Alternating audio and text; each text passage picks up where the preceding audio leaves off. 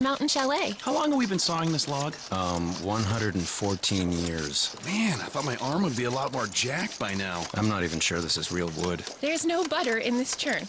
Do my tries look okay?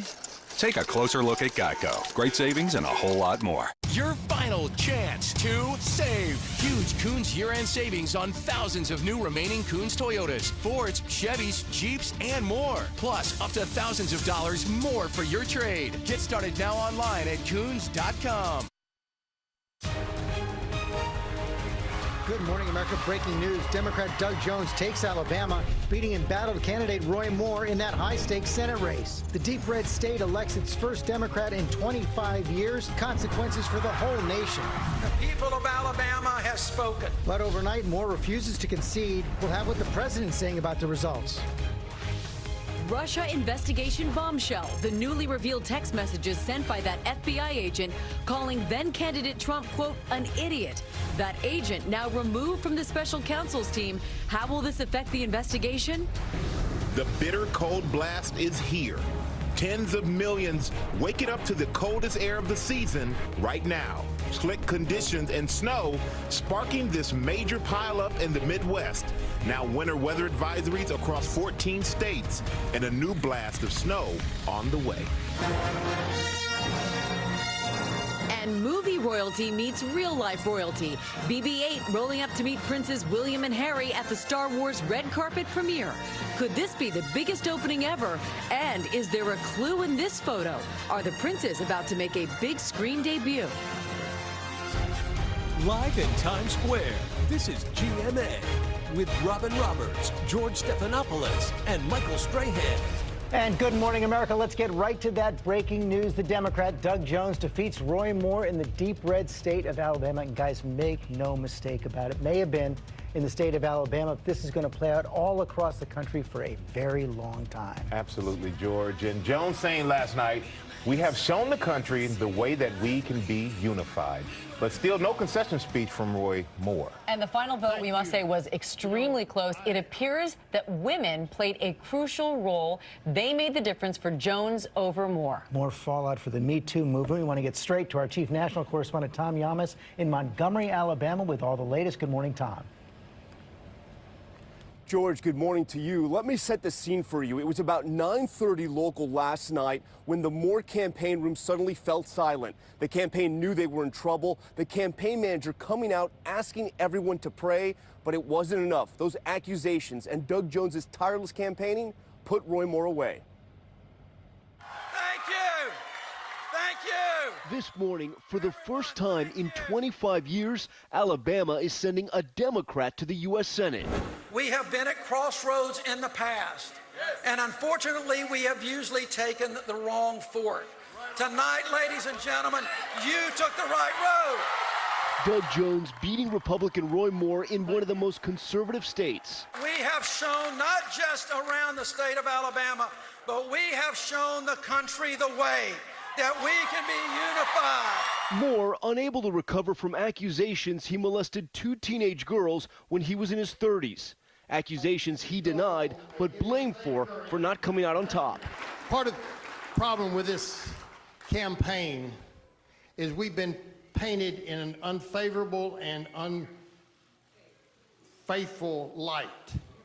We've been put in a hole. Moore refusing to concede, telling his supporters the race wasn't over. We realize when the vote is this close that it's not over. Signaling he would favor an automatic recount if Jones's margin of victory is less than half of 1%. Currently, that margin is 1.5%, with 1,348,319 of the ballots counted. Let's go home and sleep on it. We'll take it on tomorrow. But even his biggest supporter, President Trump, accepting defeat, tweeting, "Congratulations to Doug Jones on a hard-fought victory." And the Alabama GOP putting out this statement, saying, now that this race has ended, may this holiday season of peace, love, and hope resonate with everyone, regardless of one's political affiliation. And as of last night, the Secretary of State here in Alabama said a recount would not be likely. Now, the president weighing in just moments ago again. He just tweeted this. Let's put it up there on the screen. Sounds like the president may have some buyer's remorse. He tweeted, "The reason I originally endorsed Luther Strange and his numbers went up mightily is that I said Roy Moore will not be able to win the general election. I was right. Roy worked hard, but the deck was stacked against him." We should point out Luther Strange's numbers did not go up mightily after that endorsement. And the president pushed hard for Roy Moore in those final days. Okay, thanks very much, Tom. Let's bring in our political team. Chief Political Analyst Matthew Dowd, our Chief White House Correspondent Jonathan Karl, and Senior Congressional Correspondent Mary Bruce. And Matt, let me begin with you. So many ramifications here. What's your biggest? Well, first, I have to say what the president said sounds like the guy that cheats off another guy on a test, and then he gets the answer wrong and blames the guy for the wrong answer on the test. The huge ramifications are what's 2018. In Virginia, New Jersey, we're a canary in the coal mine. Alabama last night was a bunch of sick miners. This is a huge problem for the GOP, not only in Washington, D.C., which I know we'll talk about, but for the elections in 2018. It now opens the door for the first time for the Democrats to take back the Senate. It's now a realistic opportunity for them to take back the Senate. And, John, the ramifications for President Trump right here. He won the state of Alabama by 28 points last time around. Last night, the state was divided over whether or not they favored him. George, this is a spectacular defeat for the president. And when you think about it, Alabama is one of the most Republican, deepest red states in the entire country. The president is now 0 for 2 in this Senate race. He supported the losing candidate in the primary, now the losing candidate in Judge Moore in the general election. And the key worry here at the White House is that this will be a harbinger for the midterm elections, that this could mean that the president will face spectacular losses in the House, maybe even lose control of the Senate in the midterms. That's what one top advisor to the president said to me was their fear here this morning. Okay, John, more immediate consequences, Mary Bruce, on Capitol Hill. The Senate Republican majority will drop by 1 on about January 3rd. So this won't impact the tax bill, likely won't impact the tax bill, but will affect everything next year. Yeah, George, with Jones's victory, the Republican majority here in the Senate now dwindles to just 1 vote. It likely makes their agenda for Republicans much harder to get done. It could put pressure on Republican leader Mitch McConnell to work more with Democrats. Now, in the short term, Republicans are hoping this doesn't impact their big fight on tax reform. They are still optimistic that they can get that done before Christmas. And as you mentioned, Doug Jones is not expected to join the Senate until next year. But that's still not a done deal yet either. Matt, you talk about the canaries in the coal mine for next year. One of the big things we saw last night was women, especially moderate suburban, some Republican women switching sides here, voting against Roy Moore. Yeah, this has been a developing, obviously, phenomenon over the course of the last year. It started in the aftermath of the election with the Women's March that came on, and now it's even stronger. The Republicans are in a deep, terrible position now among women voters and among young voters and among voters of all colors. It sets up a coalition for the Democrats next year of a possibility to win a lot of victories across the country. Okay, and John and Carl, this is also going to increase the pressure on the president right now. You've already seen Democrats come forward calling for his resignation. Many calls on Capitol Hill for his issues, the allegations that women lodged against him, to be investigated. Yeah, and just imagine what that looks like if Democrats control the Congress. And the takeaway from last night is if the Republicans can lose in Alabama, George, they can lose anywhere. If the Democrats were now in control, those investigations would be front and center investigations of the president. Okay, thanks, guys, very much. Amy, you've got more on that now. That's right. We move on to the other big political story, the growing feud between President Trump and New York Senator Kirsten Gillibrand after she called on him to resign over accusations of sexual misconduct. The president tweeting she would do anything for a campaign contribution. The senator firing back, calling it a sexist smear. Senior White House correspondent Cecilia Vega has the very latest on all of that. Good morning to you, Cecilia. Hey, Amy, good morning to you. Yeah, the White House here says that this isn't about sexism. In fact, aides here say that if you read the president's comments as a sexual attack, you're the one with a sick mind. The reaction swift and fierce. It was shameful. Low-life behavior. A disgraceful, sexist slur. Nasty, unbecoming of a president. Democrats going on the attack in the face of President Trump's tweet about New York Senator Kirsten Gillibrand. The president calling her a lightweight and someone who would come to my office begging for campaign contributions not so long ago and would do anything for them. Outrage from Gillibrand. It was a sexist smear attempting to silence my voice.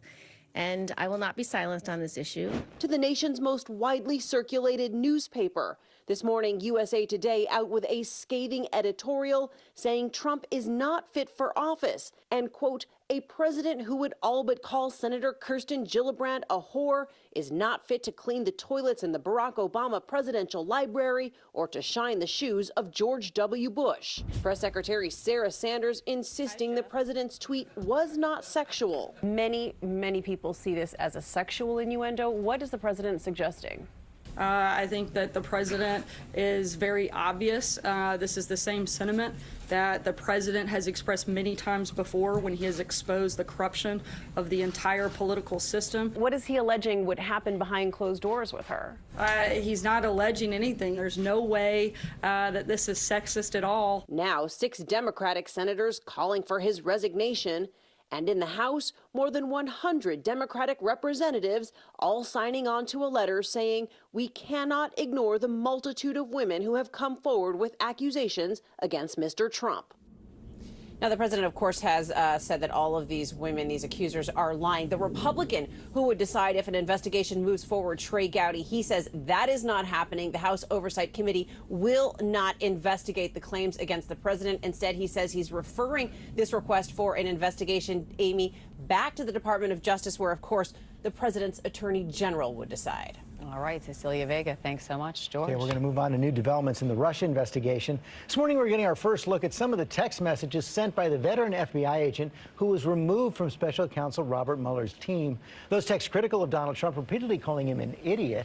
Our senior justice correspondent Pierre Thomas in Washington with the details. Good morning, Pierre. George, good morning. These new text messages are embarrassing for the FBI, showing senior officials trashing then-candidate Donald Trump. And while it's unclear if their comments had any impact on the special counsel's Russia probe, Republicans will likely seize upon them as evidence of partisanship within the FBI. This morning, questions about the politics of 2 former members of Special Counsel Bob Mueller's team. ABC News reviewed 375 text messages between FBI agent Peter Strzok and FBI attorney Lisa Page that some say may appear unprofessional, and candidate Donald Trump was often the target of their ire. God, Trump is a loathsome human. Page texted on March 4, 2016. The day after a Republican primary debate, Strzok responded, he may win. On the same day, Strzok later texted, would he be a worse president than Senator Cruz? Page responded, Trump, yes, I think so. Strzok, I'm not sure. Then Strzok 7 minutes later, OMG, he's an idiot. Then Page says he's awful. As Trump kept winning, heading toward clinching the nomination, 12 days later, Page texted, I cannot believe Donald Trump is likely to be an actual serious candidate for president. May 4th, 2016, she writes, holy expletive, Cruz just dropped out of the race. It's going to be a Clinton-Trump race. Unbelievable. In June of 2016, Strzok referred to, quote, the absolute bigoted nonsense of Trump. Republicans on Capitol Hill have been clamoring for these messages, suggesting that there's bias within the FBI and that it affected the Hillary Clinton email probe and perhaps tainted Mueller's investigation. We recently learned that one of those supposedly unbiased investigators on the Mueller team was a guy named Peter Strzok. Turns out Strzok was sending out anti-Trump, pro-Clinton messages. So he ultimately got canned from the investigation. The question is, how did this guy get on your supposedly unbiased team in the first place? But Special Counsel Bob Mueller removed Strzok from his team immediately upon learning of these texts, according to his spokesman. And Page was only on the team a brief period. Democrats claim there's no evidence that Strzok and Page's political views affected the special counsel investigation or the probe of Hillary Clinton's emails. I predict that these attacks on the FBI will grow louder and more brazen as the special counsel does his work and the walls close in around the president. In numerous text message exchanges, Page and Strzok trashed Democrats too. In July of 2016, Strzok texted, oh God, Obama Attorney General Eric Holder, turn it off, turn it off, turn it off. Page responded, yeah, I saw him yesterday and booed at the TV. The year before, Page wrote, I just saw my first Bernie Sanders bumper sticker. Made me want to key the car. The FBI is now in the crosshairs of a hot political debate. Just last week, the president tweeting the FBI's reputation is, quote, in tatters. But FBI Director Chris Wray strongly defended his agency's integrity on Capitol Hill, George. And Pierre, the president not only attacking the FBI in tweets, you've got his legal team out there calling for a new special counsel to look into the investigators. That's right. Some Republicans and Trump's legal team are pressing for another special counsel to investigate this and other potential conflicts of interest. The Attorney General has his staff studying the issue. But to be clear, George, no one has alleged that the FBI agents have committed any crimes. Okay, Pierre Thomas, thanks very much. All right, now to the latest on that terror attack here in New York City. The suspect has now been charged, and prosecutors say he posted on social media just before the attack. ABC's Gio Benitez is here with more. Good morning, Gio. Hey there, Michael. Good morning. Listen, in newly filed charges, prosecutors say it was supposed to be a suicide bombing attack with Akayed Ola buying his explosive materials just 2 to 3 weeks ago, his planning a year in the making. Now, the morning of the attack, they say he taunted the president on Facebook, writing this: Trump, you failed to protect your nation. Now, overnight, ABC News spoke with Allah's wife. She says she spoke with her husband the morning of the bombing from her apartment in Bangladesh. She says she called him at 5 a.m. to wake him up for work and that he never said anything about the U.S. Her mother said he was last in Bangladesh this past October. Now, authorities say Allah was angry about the treatment of Muslims in the Middle East, his ISIS radicalization beginning 4 years ago online. They even discovered his passport filled with handwritten notes, including this: "Oh, America, die in your rage." And Michael, he now faces 5 federal terror-related charges, which could land him behind bars for life. Michael. All right, thank you, Gio. And every time you see the video, you realize how fortunate we are it wasn't worse than what Oh, it was. About that. All right. We move on now to a holiday shopping alert. Less than 2 weeks until Christmas, and if you are buying your gifts online, time is running out, and Rebecca Jarvis is here with the key deadline you don't want to miss, or you're going to be in trouble, right, Rebecca? That's right, Amy. Good morning, guys. Yeah, this is all about the deadlines this year because UPS and other major shipping companies have already experienced delays after that blockbuster Cyber Monday. Experts are warning of more to come, so it's really important to plan ahead this year. And this is the first year, the first time ever, online holiday sales are expected to top $100 billion, which also means a record 2 billion packages that need to be delivered over the holiday season. Carriers have already increased their staff and their overtime to meet the increased demand. That date, Amy, December 19th. It is the day that many retailers say you must order by to guarantee standard delivery by Christmas. It's an earlier deadline than years past because Christmas this year, guys, falls on a Monday, so you've got Sunday and Saturday is the day that they have to get the package to you. Well, I'm going to ask you a question. It's not for me. It's for a friend who's always late. But what if you miss that deadline or you still need more time? So I'm not the only procrastinator here in the bunch. Probably not. Yes, so if you're a real last-minute shopper, there is still services like Amazon Prime where members can get that free rush shipping. Amazon says Friday, December 22nd is your last day for Prime free 2-day shipping. Saturday, December 23rd, in select areas, you can get Prime free 1-day shipping on some items. And finally, if you are a crazy procrastinator, December 24, as long as you order by 9:30 a.m., and again, this applies only to certain areas and certain items, you can get that delivered by Christmas. Wow, that's actually incredibly The world impressive. is changing big time, but still, I would say plan in advance or go to the store even. Right. A novel idea, right? The old-fashioned way. But 9:30 in the morning on Christmas morning. Michael, no, December 24th. So you're saying I got time? Yeah, December 19th is the date. That's the good one to remember. Okay, thank you, Rebecca. Let's go back to Rob. Rob, it really does feel like winter. It smacks you in the face. Matter of fact, same-day delivery of a scarf wouldn't be a bad idea today. Look at these wind chills across the Northeast. Single digits, don't get out of the teens today, so bundle up, cover up, you better believe it. And we had some accidents across I-90 in northern Indiana for Blake effect snows there. Also across Buffalo, we have another Clipper system that's coming down the pike. Already, winter storm warnings are posted for parts of Michigan. Time now for your Snowy Cities, brought to you by Walmart. I'll take you there. I'll take you there. Oh. I'll take you there. Ain't nobody worried. I'll take you there. Oh, let me take you there. I'll take you there. Oh, let me take you there. I'll take you there.